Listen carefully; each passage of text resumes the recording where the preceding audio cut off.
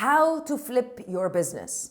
In this episode of Power Your E-commerce Business, I'm interviewing Timo Bock, marketing manager of DragonFlip, one of the leading e-commerce M&A consultancy firms that help everyday Amazon sellers sell their businesses effectively.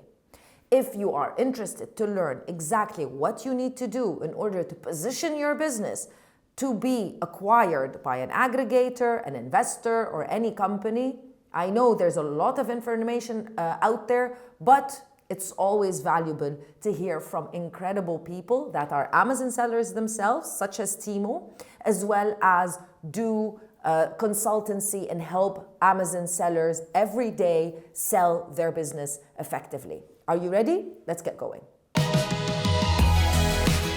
Welcome to Power Your E-commerce Business, the go-to series for busy entrepreneurs like you.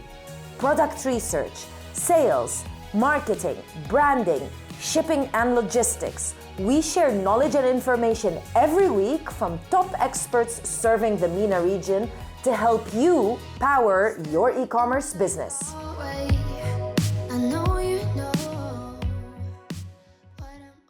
Thank you so much, Timo, for your time. I'm so excited to start this conversation with you. So we're going to talk about a lot of things, but mostly we want to talk about people who want to sell their business, their Amazon business, after they create a fantastic brand. But let's take it a few steps back. And before we dive a little bit deep, tell us a little bit more about you and most importantly about DragonFlip. Yeah, for sure. So my name is Timo. I'm one of the co-founders of DragonFlip.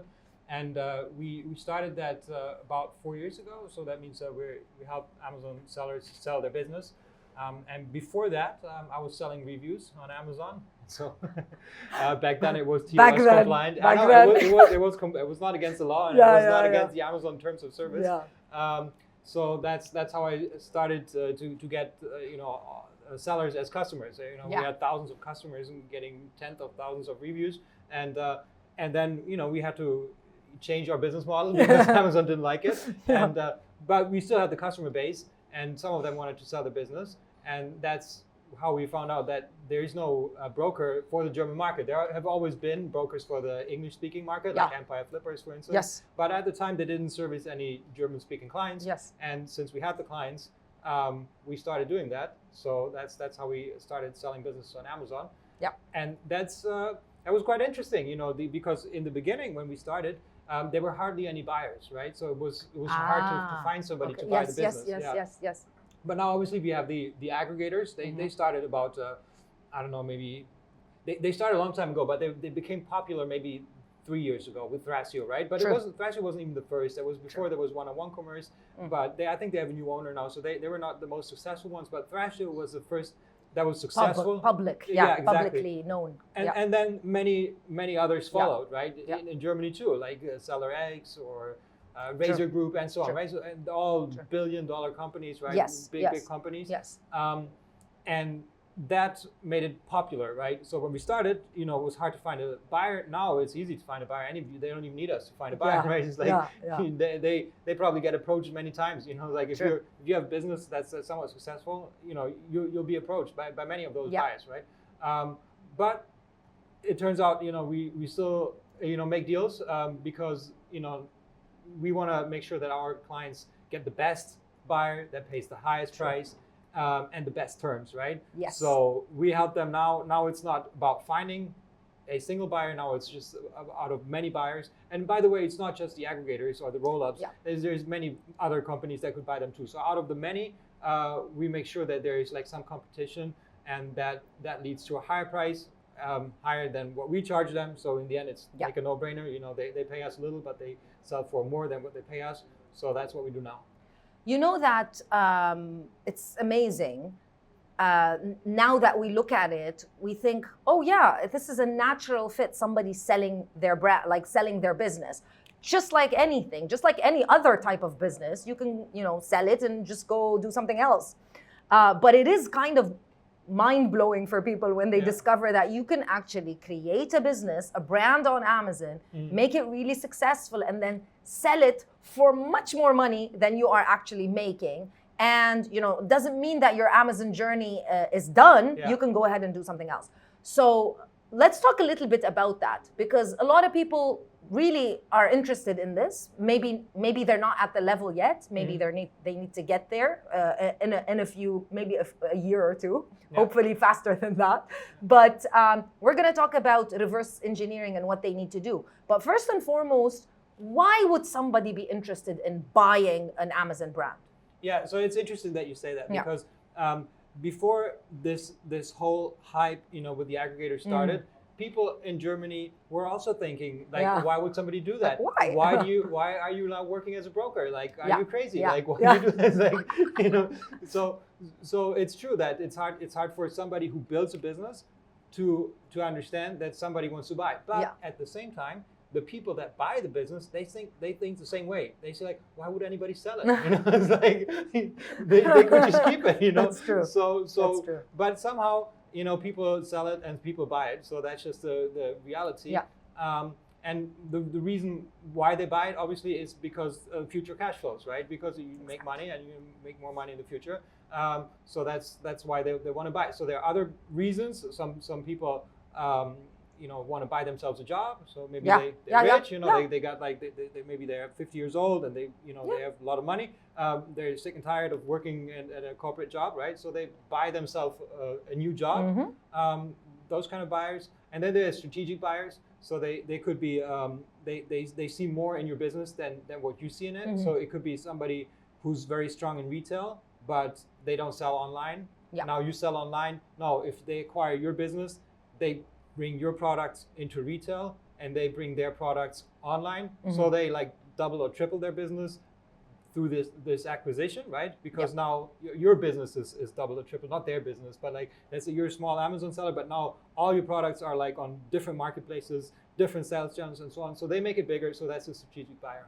So let's say someone is now watching this interview and they just got started on Amazon, or let's say they're in the middle of their journey.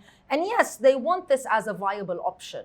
They want the idea of selling their brand or exiting, whatever fancy term we want to call it, but they want that option.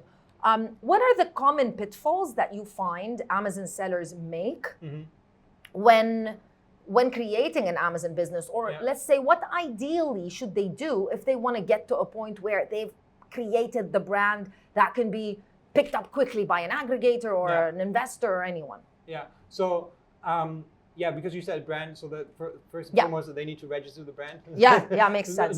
Some people are, have a successful business, True. but they never bother to register the brand. True. Now that's basically unsellable because this is like the asset that the acquirer buys, right? Yes. So if there is no asset, if there is no brand.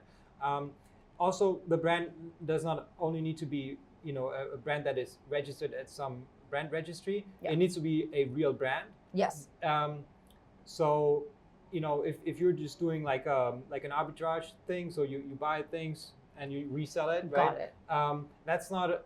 It's good for you, right? But it's not good for the acquirer because they don't have to actually buy it because they just need to find out who the supplier is and then they can do this Copy themselves. it. Yeah. So, but if it is a real brand, that's something that is well protected and they need to buy it. They can't just copy it, right? One practical thing I want to say is that when you have, I don't know if this is true in the Middle East, but in Germany you have the UPC codes, EAN codes, So make sure you actually own them. Yes. And if you have them split over multiple brands, make sure every brand has its. That's true for Germany. It might be different for other countries, but there is like the number, and then you have sub numbers, right? I don't know, and if this is like only German, but if you want to, you can't split this thing, right?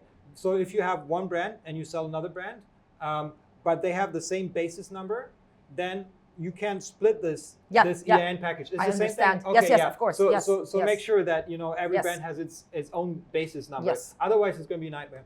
And you can't change that So easily. position it as like an entity by itself. Yeah, exactly. Yeah.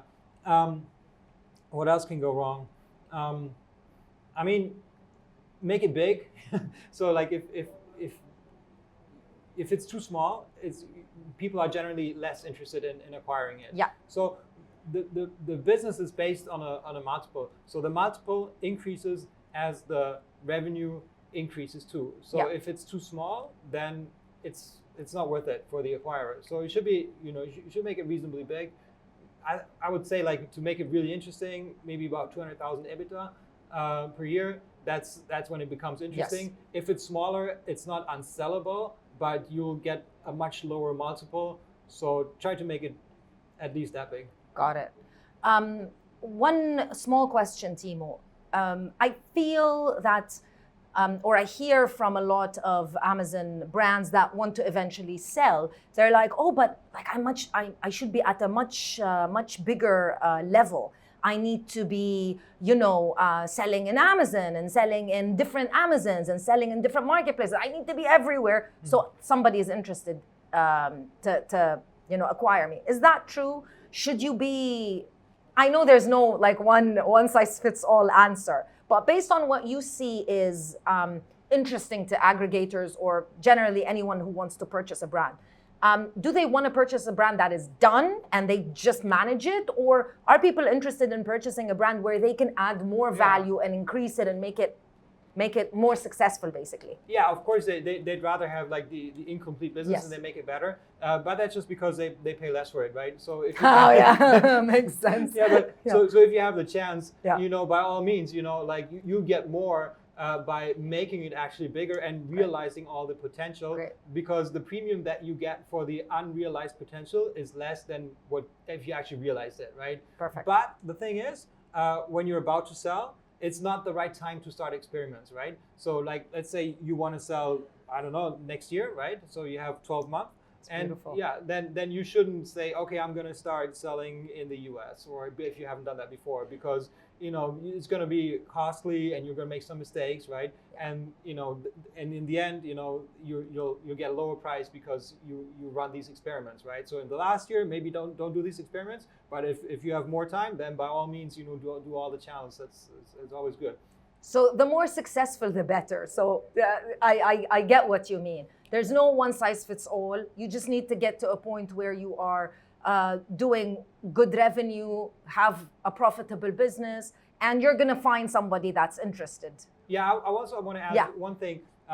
Don't overcomplicate it, because people say, multi-channel is better than a single channel, right? Well, now that's true, but you get a slightly higher multiple if you have multiple channels. But if you have like 90% of your sales on Amazon, and then you have eBay, Etsy, Walmart, and this and that, and Shopify, right? And all these channels, they make 10% of your business. Then it's not really diversified, because it's still 90% Amazon, but it's complicated, right?